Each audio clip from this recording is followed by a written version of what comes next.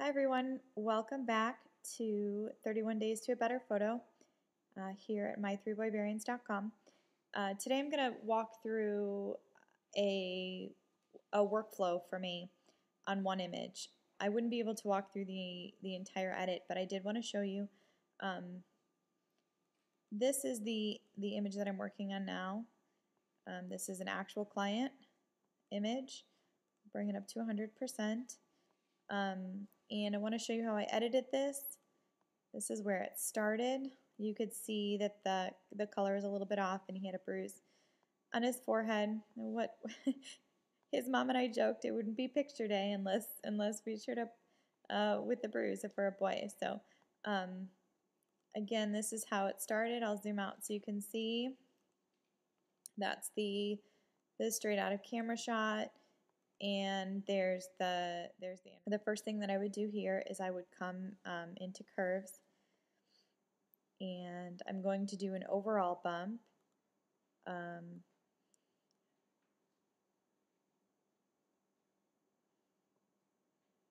That's about where I want it.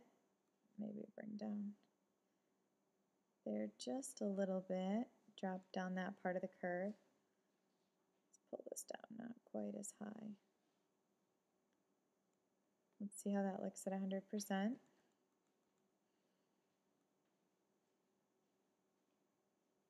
Good. Okay.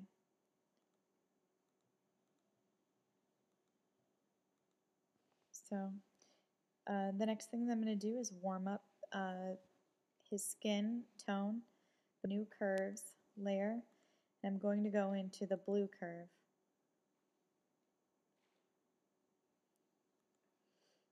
And to warm up, you bring blues down. There we go. Just a slight bump on the blue. Maybe about there. Let's see what that does. There's before and there's after. I'm going to take a look at those CMYK values now. They're better. I'm going to add a touch of red. So we're going to go into RGB and the curves. I'm going to bump up red just a little bit. Toggle that on and off. Good. I like that, but I'm going to pull it back just a little bit on the opacity. See what I think of that. Good. Okay, let's go back to the navigator. And now that I have the color closer to the way that I want it, I'm going to spend some time getting that bruise off of his head. So we have a couple options here. My experience has been to keep skin tone and texture, that the patch tool is more effective than cloning. So we're going to come over here to patch. If you don't see the patch tool, find J. It may be below the spot healing tool or the healing brush or the red eye, whatever you've used last. So we'll go to patch, and we may have to do it a couple times because usually the first go isn't quite it. So using the patch tool, we'll just draw an area around the bruise, and with our cursor, we'll just drag it off to an area that has a better skin tone. I have this patch here on this first box. It's set to source, and all I'm doing is simply putting a circle around the areas that I'd like to move, and then dragging and dropping them to lighter areas. When you're replacing skin, you want to replace it with the same sort of light that you have. There's a slight bruise up here.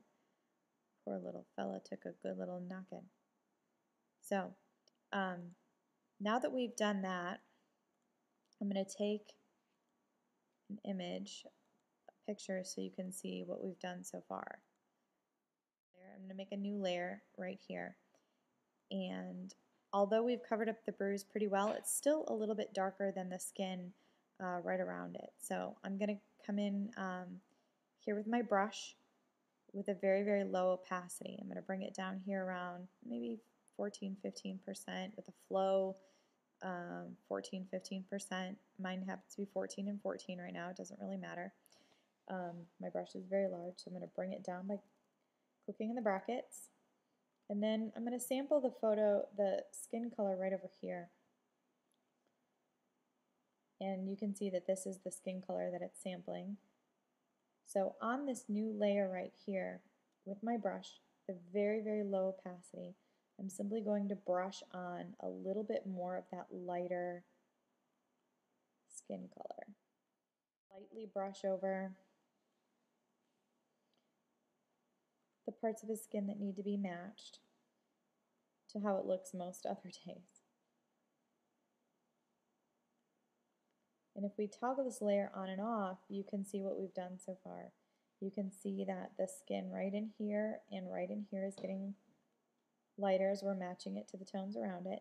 And next we're going to go ahead and try to do a little bit more with this bruise here. So we're going to click on the background, go to our colors, and we're going to sample right in here. This is going to be darker because it's in the shadow. We're going to go back up to our layer and gently paint that on. Okay. Good. Okay, I'm going to make a new layer so I can work on the colors here below his eye. Simply sample the color of skin right near it. You can see it's very pale there. And then on this layer, with a very, very small, soft brush,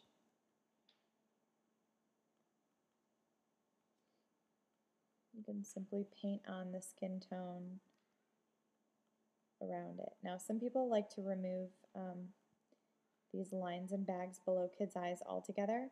I don't do that because I don't think it looks natural. Instead, I just try to match if they have bruising or like this, the purple skin. I just simply try to match it. I leave those cute little wrinkles. I like baby skin wrinkles underneath there. So we'll just match that a little bit closer to his skin color.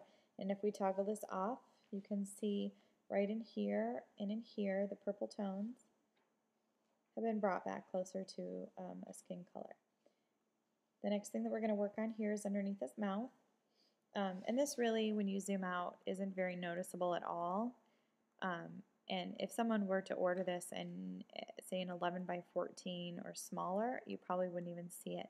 But his mama and I are buddies, and she's going to appreciate me for this. So we come in here to 100%, and we're going to go click on the background layer. We're going to grab that patch tool, and again, we're going to lightly go around these areas here and drag the patch to skin that's closer to where it should be. And that's not going to get rid of this skin, it's simply going to patch it with the other skin there. So let's take a look. Let's take a picture and see if we can compare what we've done. That's where it was. That's how it is right now. You can see. So now that we've done that, let's go make another layer, a blank layer up here, and because we've gotten most of it, now let's match the skin color. So let's go ahead and sample the skin around there that's close, pulling from right about there. Go back to layer 3 with a soft brush with a low opacity, and we should be able to lightly brush and paint that skin tone right here below his mouth, and it should match. Let's see what we've done. There we go. And then it just brings it back to the skin tone that it actually is. Okay. I'm going to go ahead and take a picture here in the history so I can show you where we've done. There's where we started. There's where we are.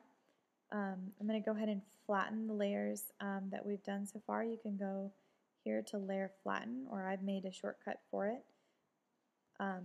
Next, I'm going to use an action created by Jody at MCP Actions called the Eye Doctor.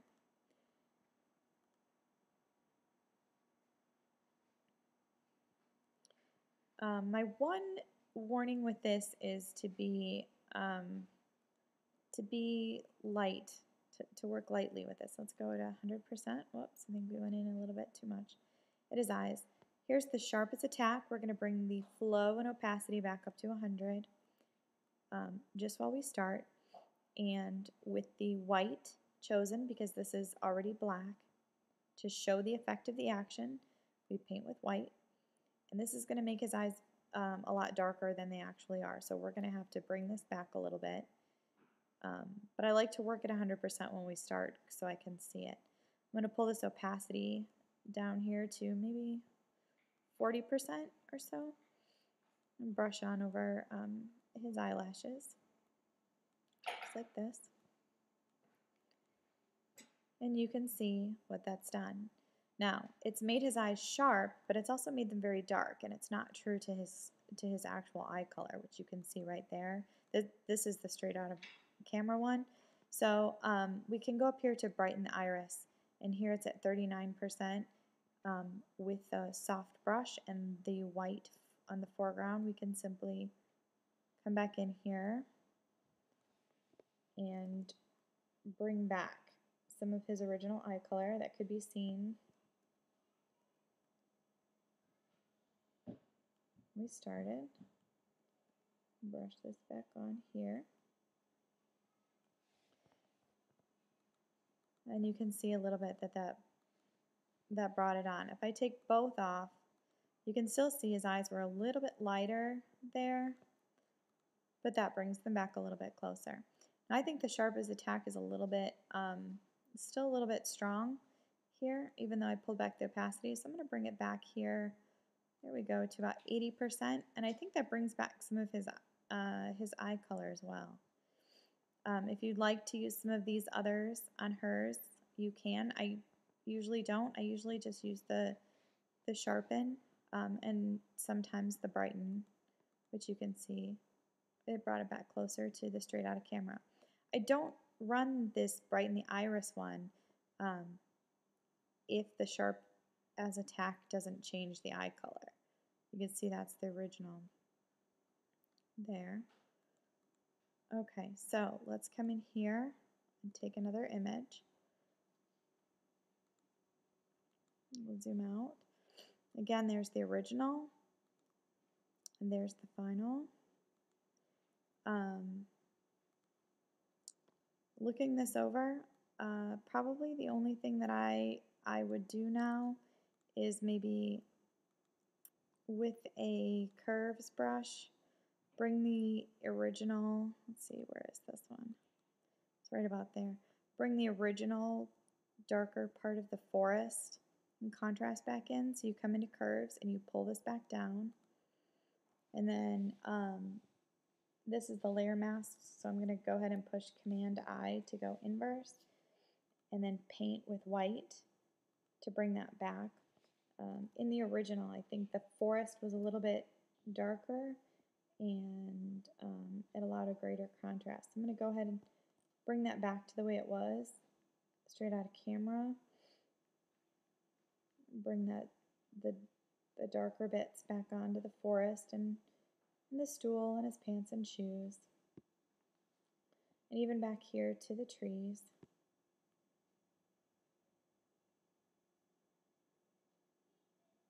We don't need to lighten that face, so it's okay to bring that back.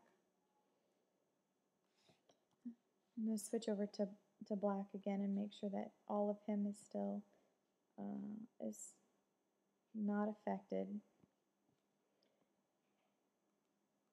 So there you can see it brought the forest back to closer to what we started. So